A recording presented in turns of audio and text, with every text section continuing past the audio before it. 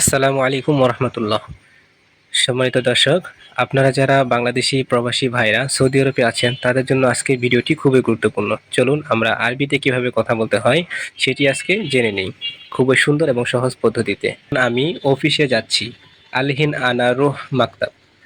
এখন আমি অফিসে যাচ্ছি। এখানে আলহিন শব্দের অর্থ এখন, আনা শব্দের অর্থ আমি, রুহ শব্দের অর্থ যাচ্ছি, মাকতাব অর্থ অফিসে। আলহিন আনা রুহ মাকতাব, আমি এখন অফিসে যাচ্ছি। আজকে আমার আসতে দেরি হবে। এই বাক্যটির আরবি হচ্ছে আলিয়ুম আনা ইজ তাখের। আলিয়ুম আনা ইজ তাখের। এখানে আলিয়ুম শব্দের অর্থ আজকে, আনা অর্থ আমার, ইজি অর্থ আসতে, তাখের অর্থ দেরি হওয়া। আলিয়ুম আনা ইজি তাখের, আজকে আমার আসতে দেরি হবে। তুমি এখন কি খাচ্ছ? এই বাক্যটির আরবি হচ্ছে ইনতা এশ আক্কেল আলহিন। এখানে ইনতা অর্থ তুমি, এশ অর্থ কি, আক্কেল অর্থ খাওয়া, আলহিন অর্থ এখন। ইনতা এশ আক্কেল আলহিন, তুমি এখন কি খাচ্ছ? তুমি এখন কি করছো? এই বাক্যটির আরবি হচ্ছে এশ শাইয়ু ইনতা আলহিন। তুমি এখন কি করছো? এশ অর্থ কি, শাইয়ু অর্থ করা, ইনতা অর্থ তুমি, আলহিন অর্থ এখন। এশ শাইয়ু ইনতা আলহিন, তুমি এখন কি করছো? আজ রুমে খাবার নেই। আলিয়ুম গোরফা মাফি আক্কেল। আজ রুমে খাবার নেই। এখানে আলিয়ুম অর্থ আজ, গোরফা অর্থ রুমে, মাফি আক্কেল অর্থ খাবার নাই। আজ রুমে খাবার নাই। আলিয়ুম গোরফা মাফি আক্কেল, আজ রুমে খাবার নাই। আজ সব লোক বাহিরে খাবে। এই বাক্যটির আরবি হচ্ছে আলিয়ুম কুল্লু নফর আক্কেল বাররা। আজ সব লোক বাহিরে খাবে। আলিয়ুম অর্থ আজ, কুল্লু নফর অর্থ সব লোক, আক্কেল অর্থ খাওয়া, বাররা অর্থ বাহিরে। আলিয়ুম কুল্লু নফর আক্কেল বাররা, আজ সব লোক বাহিরে খাবে। আমরা যখন বাসায় থাকবো না। এই বাক্যটির আরবি হচ্ছে নাহনু মাফি মওজুদ বেত। আমরা যখন বাসায় থাকবো না।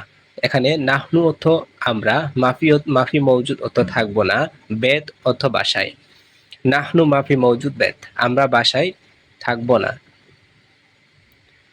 কোনো লোক বাসায় আসা নিষেধ। এই বাক্যটির আরবি হচ্ছে আইয়ু নফর ইজিবেত মমনু। আইয়ু নফর ইজিবেত ননু।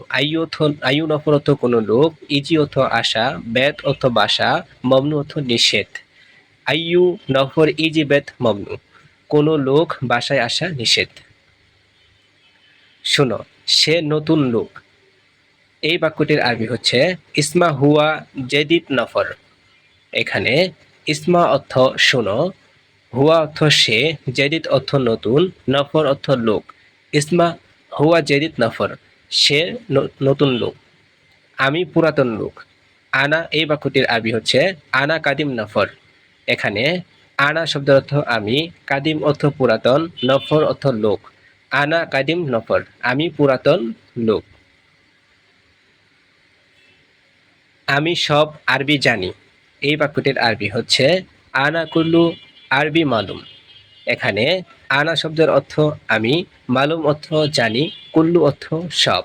আনা কুল্লু আরবি মালুম, আমি সব আরবি জানি। তুমি কথা বলো আমার সাথে।